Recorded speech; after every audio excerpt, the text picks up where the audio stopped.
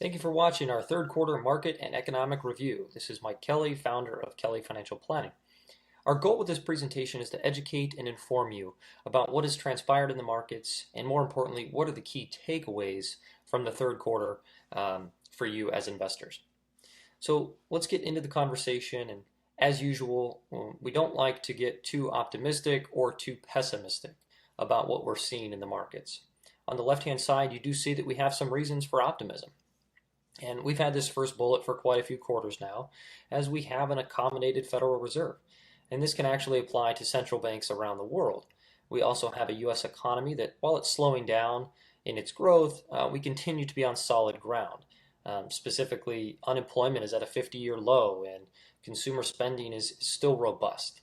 Now, on the other side, which obviously and unfortunately looks a little bit heavier, we could have probably just listed that first one and had enough to worry about, but truthfully, we're coming off 10 good years. So it's not surprising that there are a few possible pitfalls looming out there. So that first bullet point certainly is a big one. Trade dispute certainly having its impact on manufacturing, and the reason for that is that businesses need certainty about where their financing is going to come from. They need certainty about their supply chains and distribution chains and labor force. So anytime there's uncertainty around trading rules and the complexity that that brings to the table, it really doesn't help businesses make plans for the future. We also have heightened political uncertainty, and there's that word again, certainty. We have headlines about impeachment, elections, and we're already talking about debates, and we still have a long way to go before the 2020 election. We have renewed conflicts in Syria and elsewhere, and these can have impact on investments and financial markets. We also have an inverted yield curve, and we'll talk about that in some more detail when we get to the bond section of our presentation. And then we have low, or in some cases negative, borrowing rates, and that can leave central banks with fewer options going forward if we were to hit a soft patch in the economy. In other words, if reducing rates is the central bank's most useful tool, it doesn't help them if rates are already low. Now, the right side of the page does feel a little heavier. Again, that might be expected after so many years of prosperity. But on the same token, it really doesn't mean that we need to worry or run for the hills or put money, our investments in gold. There are very few signs, if any signs, of asset bubbles, especially the way that we invest our portfolios. The slide you're looking at here reflects one of the most important financial concepts that we think everybody needs to think about, and that is inflation. If inflation wasn't a concern, then we know that a gallon of water, milk, or gas would cost the same 20 years from now as it does today. So we'd have little reason to do anything with our money besides stuff it in the mattress or keep it in a low-yielding bank account. Now, the dotted line on this page represents a 50-year average inflation rate of 4%. But we have to keep in mind that that includes the runaway inflation era of the 70s and the 80s. That's noted in the jagged points that you see on the left-hand side of the screen. In more recent memories, looking at the dark line on your screen, you see that inflation has actually been at or below 3%. And most recently, it's actually hovering around the Fed's target of 2%. Well, 2%, some of you might be asking, why is the Fed's target 2%? And mainly that's because a little inflation is healthy for the economy, but mostly because it prevents an economy from falling into a deflationary spiral. So having policies that keep inflation low but stable is a key element of the Fed's job. So no conversation about an inflation would be complete without also talking about employment and wages. And real quick, we have to give credit where credit is due. And note that these charts come from JP Morgan's Guide to the Markets report. If you've ever been in an investment meeting with me, you've seen me pull these out all the time. They're great exhibits for describing what's important in the marketplace and in our investments. Anyways, back to it. So the dark line on this page represents the employment rate, and the lighter colored line reflects wage growth. And starting from the mid-80s, so a little bit to the left of the center of this graph, you could start seeing how these two components have basically been mirror images of each other. And this makes sense. If employment goes up, employers don't have to raise pay as much to entice workers to come and work for them. So it does make sense that there's an inverse relationship. But if you look at the far right side of the page, representing the most recent cycle, where unemployment has come down to 10% to a 50-year low, we really haven't seen a subsequent rise in wages. And while that's not great for workers in these jobs, whose incomes are not growing, it is good for us as consumers, and we always have to think about these concepts based on different perspectives. Again, while it's not great for workers, it is good for consumers. Now, the reason for that is that high wages generally make their way through the system, all the way through into higher prices for the goods and services being produced by these workers, who have to get paid more. So this is why inflation and employment are so often linked. And it starts to get murky when you try to figure out why this relationship has been breaking down recently. And there are a lot of different theories, and all might be valid. One of them is that globalization is giving employers an option other than hiring more Americans, and this is very clear in service-oriented jobs, phone-type jobs, where the workers can literally be anywhere. Another theory suggests that it's due to how unemployment is calculated in the first place. In other words, if a stay-at-home parent, for instance, or somebody who previously wasn't counted in the workforce at all, and now they've come to work, well, that means that the pool is larger, more people are being employed, but the employment pool is larger rather than being more competition for jobs, resulting in necessarily higher wages. Now, our favorite explanation, not necessarily the right one or the biggest impact, it's really that employers are currently happy to get by with the workforce that they have generating the amount of output that they are at today. Essentially looking at the future with not too much optimism and making sure that they don't risk over-investing in their capacity. So in other words, if the employer had a really optimistic view of the future, they might be willing to raise wages to entice a bigger workforce. But if companies aren't seeing that in the future, then that might be tempering their desire to increase their workforce. Okay, now the data on this page really ties into that and could reinforce this theory, but I know it may look overwhelming at first. It really is easy to understand. The way to read it is it tells you whether a country or region's manufacturing output grew or shrunk in a particular quarter. So if you look down the left-hand side of the page, you see different countries or different regions, groupings of countries. And if you go across the top, you see quarterly observations going back to 2008 and all the way through today. So if you're looking at a particular observation and it's green, well, that means that the output grew for that geographical region for that particular quarter. If it's red, then it shrunk. So if you look around the graph, where we really want to be is around that 2017 period, where we had mostly just light green colors, greens and yellows. That's a lot of prosperity and optimism. But today, if you look at the far right observations, and mainly attributable to the stifling impact of trade wars, other economic factors we've already discussed, you start seeing more reds and oranges, especially in manufacturing and export-heavy countries like Germany. So turning our attention from the economics to the investment markets, let's start by talking about bonds. You're looking at the yield curve here on this page, and what we really want to think about when getting into the mindset of a bond investor is that they're typically going to demand at least enough yield from a bond to outpace or at least keep pace with inflation over their holding period. And generally, the longer the term of the bond, so in other words, a 15-year bond versus a 10-year bond, then the more that those investors are going to demand in terms of yield in exchange for greater inflation uncertainty over that longer term period, as well as for tying up their money for a longer time.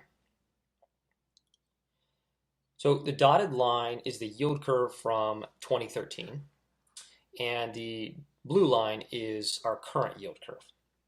So if we look at the far right with the yields of a 30-year bond, currently paying just over 2%, it's clear that bond investors seem reasonably confident that inflation isn't coming around anytime soon. So if you take the yield curve as a whole, we have to consider that the longer part of the curve is determined by the market. The short end of the curve is controlled by the Fed. So we're seeing the short end of the curve come up and certainly coming back down in recent periods, but ultimately the short end is higher than the long end, indicating that the Fed's opinion that rates need to come up is not shared by investors. This leads us to a situation known as the inverted yield curve. You saw it all over the news the past few months. This is where longer-term bonds at some portions along the curve are higher than short-term bonds at certain parts of the curve. So depending on what points you pick, you can see that the curve is inverted. And I mentioned earlier, market participants often look at inverted yield curve as a potential predictor of recessions. And we think that while that may make for interesting conversation, what really matters to us, what it means for investors. And that's primarily that we would not adequately compensate for taking on more risk by buying longer term bonds versus short term bonds. This is why, if you look in our portfolios, our bonds are concentrated on short term and intermediate term bonds, as well as owning a significant portion in high grade corporate bonds. And these high grade corporate bonds do pay a higher yield than treasuries. And if you focus on high quality corporate bonds and take a diversified approach, the long term risks are not that much greater than treasuries. Now, one might ask a follow up question that says, well, if intermediate term treasury rates are lower than short term, why wouldn't we just own short term? The reason for that is it's more baked into why we own bonds in the first place. And we own bonds as an insulation or a hedge against equity market risk. And if we look back through time, anytime there's a flight to quality, or in other words, if investors are fleeing stocks and moving into bonds, it's at least beneficial to own intermediate term treasuries, as they have a tendency to respond more in those environments than their short term counterparts. So even if there's a little bit of a yield give up, we think that it's beneficial to hold those in most of our portfolios. We would like the entire yield curve to pump up a little bit over time, and I think that would be good for investors if it means a short-term decline in bond prices for now, but we sort of have to take what we can get. Another strategy that we could employ, we've already talked about positioning along the yield curve. We've talked about owning corporate bonds rather than just treasuries. And we could also invest in bonds outside the US, but unfortunately it's slim pickings, as you can see here, with many of the more credit-worthy countries yielding even lower than those of the US treasuries. Essentially, the 10-year yield of each of these countries listed here, the US is the blue line, and you can see every other country listed beneath. So in the case of Germany and Japan, down here, you can see that their yields are negative, implying that investors would rather be guaranteed to lose a little rather than risk losing a lot in another type of investment. Well, it seems counterintuitive, but look no further. Their yields are there, and someone out there is willing to buy these securities even though they're paying a negative yield. Now, from our perspective as a US-based investor, we have to take another factor into account, and that is, if you look at the portfolio and you see that we own German bonds, you have to consider that once you hedge your currency risk back to dollars, which is what every one of our non-US fund managers do, you can still have positive returns on negative yielding bonds. So let's look at some of the returns that we've seen over the quarter. In the recent risk-off environment that we were talking about last quarter, which was already soured by slow global growth, well, in the third quarter, that was exacerbated due to the elevation in the trade war rhetoric. So on the far left group of bar graphs, you see bond returns that were positive through the third quarter. In other words, investors have flocked to a degree to a safe haven of bonds as they try to, in a sense, read the tea leaves regarding riskier assets.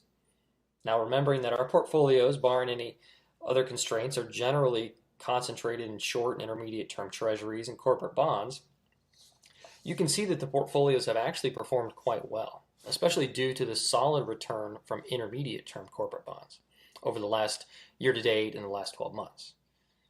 Now, nonetheless, we do want to point out that we know investors often benchmark their portfolios, or at least their bond portfolios, to either the Barclays Aggregate Index, which is the dark blue line that you see, or the Global Aggregate. So what you're seeing here are higher returns for the aggregate index than our diversified portfolio. And the reason for that is because of that long bond exposure with a reduction in the yield curve. Any exposure to a longer dated security would have benefited the portfolio, but we have to remember is that over the long term, we don't like the risk return profile of long-term bonds, especially in the current environment and we are willing to accept some short-term underperformance to get the long-term characteristics that we want. Now let's look at equities. We've pretty much had more of the same in the third quarter, and what I mean by that is that large cap growth stocks like Amazon have really been leading the way, and small companies have been negative during the third quarter. And it's been feeling like this for a little while, and the majority of our portfolios are tilted towards small cap companies and are tilted towards value stocks, those that are paying a dividend. But we really have to put all this in perspective. And if we look back over the last 10-year period, small cap companies have generated 10 to 12% if you look at value versus growth, somewhere in that range. On an annualized basis, it's only when you look more recently and when you compare it to large cap growth, 15% return over the period, that you might feel like you're missing out. So if your portfolio overweights smaller companies, yes, it's going to underperform recently.